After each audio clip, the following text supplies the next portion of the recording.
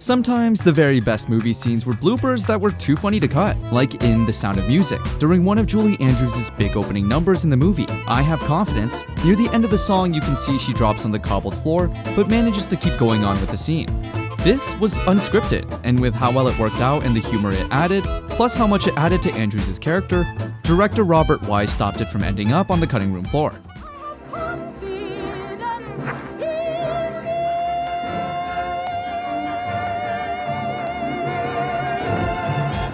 In Lord of the Rings Fellowship of the Ring, when Gandalf enters Bilbo's hobbit home near the beginning of the movie, you see the normal-sized Gandalf bump his head on a roof beam at one point. This was a genuine mistake by Ian McKellen, but the funny coincidence earned itself a place in the finished movie. In Midnight Cowboy, when Joe and Ratso are walking down the streets and we get this iconic line, I'm walking here! It was actually a genuine reaction from actor Dustin Hoffman. The city block hadn't been fully blocked off for filming, and so the taxi actually did nearly hit Hoffman mid-take.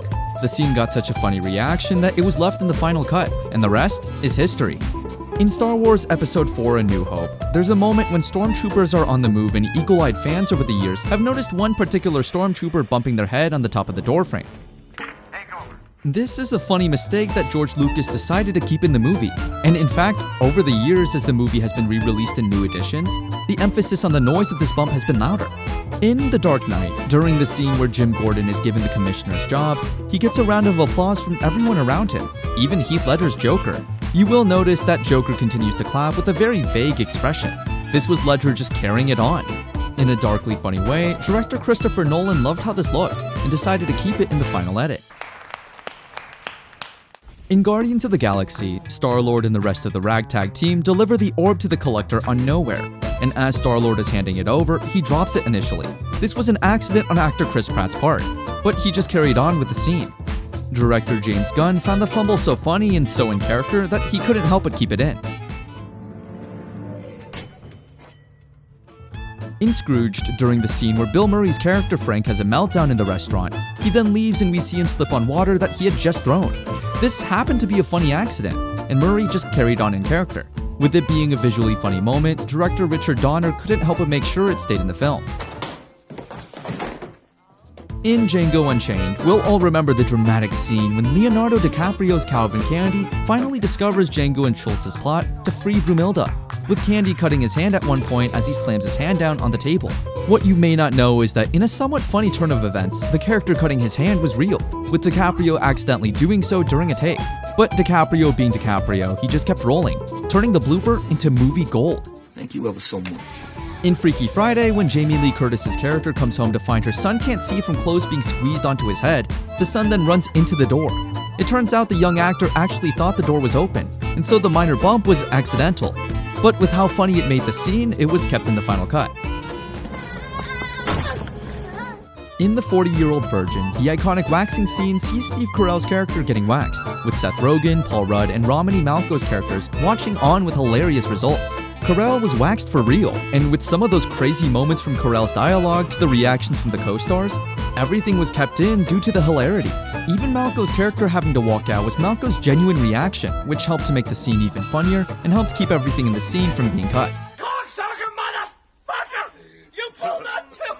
In Thor: The Dark World, when Thor enters the apartment and puts his hammer on the coat rack here, this was actually Chris Hemsworth joking around during a take, as it meant the coat rack was worthy of holding Thor's hammer. The filmmakers found the moment so funny that they couldn't resist, and the moment made it into the movie as seen. In The Dark Knight, as the Joker walks out of the hospital as it explodes, there's a moment as the explosions stop and the Joker messes around with the detonator before the explosions kick off again.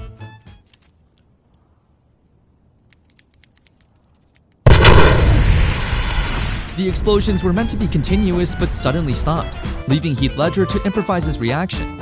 Instead of cutting away to when the explosions continued, Christopher Nolan thought Ledger's reaction was funny enough to keep in the final cut. In Ace Ventura: When Nature Calls, in the scene where Ace is driving through the jungle and eventually starts singing the Chitty Chitty Bang Bang theme, this was purely down to Jim Carrey forgetting his lines and improvising on the spot. The filmmakers thought it was funnier than what was actually scripted, and so stuck with Carrey's blooper in the end.